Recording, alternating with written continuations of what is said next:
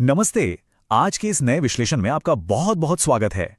आज हम भारतीय स्टार्टअप जगत के एक बेहद ऐतिहासिक पल की गहराई में उतरने वाले हैं। हम बात कर रहे हैं शार्क टैंक इंडिया के सीजन 1 के बिल्कुल पहले एपिसोड की। ये वो एपिसोड था जिसने भारत में बिजनेस और निवेश को देखने का नजरिया ही पूरी तरह से बदल कर रख दिया। आज हम सिर्फ सुनी सुनाई बातों पर नहीं, बल्कि सीधे ठोस आंकड़ों पर बात करेंगे। हम देखेंगे कि जब फाउंडर्स बड़े बड़े सपने और अपनी पिच लेकर आते हैं तो नेगोशिएशन की मेज पर असलियत से उनकी टक्कर कैसी होती है। तो चलिए पूरी ऊर्जा के साथ इस ऐतिहासिक प्रीमियर एपिसोड के हर एक सौदे को बारीकी से समझते हैं। लेकिन आगे बढ़ने से पहले जरा इस एक बहुत बड़े आंकड़े पर नजर डालिए। 100%। देखिए, निवेश की दुनिया में निवेशकों से ना सुनना लगभग तय ही माना जाता है। वहां ये आंकड़ा अपने आप में किसी चमत्कार से कम नहीं है। इस पहले एपिसोड की सबसे चौंकाने वाली बात यही थी कि इसका डील सक्सेस रेट पूरी तरह से 100% रहा। जी हां, बिल्कुल सही सुना आपने। जो भी इस एपिसोड में निवेश मांगने आया वो खाली हाथ नहीं लौटा। तो चलिए जल्दी से देख लेते हैं कि आज हम किन चीजों पर चर्चा करने वाले हैं। हम शुरुआत करेंगे प्रीमियर एपिसोड पैनल से, फिर बात करेंगे ब्लू पाइन की डील की, उसके बाद बूस्ट स्कूटर्स के 50% वाले समझौते की, फिर हॉट अप माई स्लीव्स और आखिर में देखेंगे एपिसोड 1 का पूरा स्कोर कार्ड। तो आइए शुरुआत करते हैं हमारे पहले भाग से, द प्रीमियर एपिसोड पैनल। जाहिर सी बात है, किसी भी बिजनेस में पैसा लगाने वाले का तजुर्बा बहुत मायने रखता है।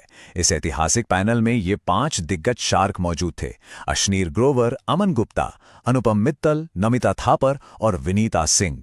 अब क्योंकि इनका अलग अलग इंडस्ट्रीज में इतना जबरदस्त अनुभव है, तो इस मंच पर मोल भाव का स्तर आसमान छूना ही था। हर एक फाउंडर को अपनी कंपनी की सही कीमत साबित करने के लिए एक बेहद कड़ी परीक्षा से गुजरना पड़ा। अब आगे बढ़ते हैं दूसरे हिस्से की तरफ, ब्लू पाइन इंडस्ट्रीज और कैसे इन्होंने अपनी मांग से ज्यादा कैपिटल हासिल किया। एपिसोड के बिल्कुल पहले स्टार्टअप ब्लू पाइन इंडस्ट्रीज को फाउंडर्स कौशिक डेका और ऋतु डेका ने पेश किया। अब जो बात यहां सबसे दिलचस्प है वो देखिए, इनकी शुरुआती मांग थी 50 लाख रुपए, जिसके बदले ये अपनी कंपनी की सिर्फ 5% इक्विटी देने को तैयार थे। लेकिन असलियत में डील कितने में पक्की हुई?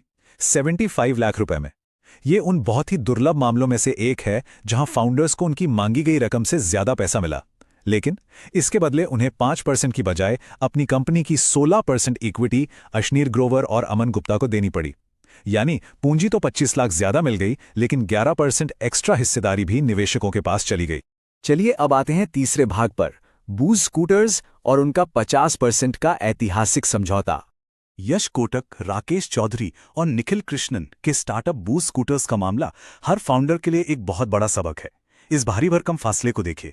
इनकी मांग थी 15% इक्विटी के बदले 40 लाख रुपए। उन्हें अपने फंडिंग की रकम यानी 40 लाख रुपए तो मिल गए, लेकिन असलियत में इक्विटी का आंकड़ा 15% से सीधे छलांग मारकर 50% पर पहुंच गया। और ये चीज इस बात को बिल्कुल साफ कर देती है कि कंपनी अब 2 एकदम बराबर हिस्सों में बंट चुकी है। आधा हिस्सा यानी 50% फाउंडर्स के पास है और बाकी का 50% निवेशकों यानी अनुपम मित्तल और अमन गुप्ता के पास चला गया है। सोचिए, शार्क को अपने साथ लाने के लिए अपनी आधी कंपनी ही दे देना। यह दिखाता है कि इस मंच पर मोलभाव कितना ज्यादा कठोर हो सकता है। अब नजर डालते हैं हमारे चौथे भाग पर, जो है एपिसोड की आखिरी pitch, heart up my sleeves. एक सोलो फाउंडर के तौर पे रिया खट्टर अपनी company heart up my sleeves लेकर आई। यहां भी शुरुआती ऑफर और फाइनल डील के बीच एक बहुत बड़ा अंतर देखने को मिला। रिया की मांग थी 10% इक्विटी के लिए 25 लाख रुपए। उन्हें अपना लक्षित पैसा तो मिल गया, लेकिन शार्क नमिता थापर ने शुरुआती ऑफर से सीधे 3 गुना ज्यादा हिस्सेदारी की मांग की और इस तरह 10% की पेशकश 30% की असलियत में बदल गई। अब इन तीनों पिचेस और उनके इन भारी भरकम इक्विटी समझौतों को देखने के बाद दिमाग में एक बहुत ही स्वाभाविक सा सवाल जरूर आता है। इतने कड़े मोल भाव और इतनी बड़ी हिस्सेदारी मांगने के बावजूद इस एपिसोड का कुल रिजेक्शन रेट क्या रहा होगा? मतलब ऐसे कितने स्टार्टअप्स थे जिन्हें बिना किसी डील के खाली हाथ वापस लौटना पड़ा? 0, बिल्कुल 0। और यही इस एपिसोड की सबसे नाटकीय सच्चाई है। एक भी स्टार्टअप ऐसा नहीं था जो बिना डील के वापस गया हो। कुल 3 स्टार्टअप्स ने पिच किया और तीनों को ही सफलता मिली। 3 में से 3 सौदे पक्के हुए। यह आंकड़ा साफ साबित करता है कि दांव कितने भी ऊंचे क्यों ना हो, अगर आपके बिजनेस में दम है तो डील तय हो ही जाती है। तो आइए इस पूरी चर्चा को समेटते हुए देखते हैं एपिसोड 1 का फाइनल स्कोर कार्ड। चलिए देखते हैं कि ये पूरी तस्वीर एक साथ कैसे दिखती है।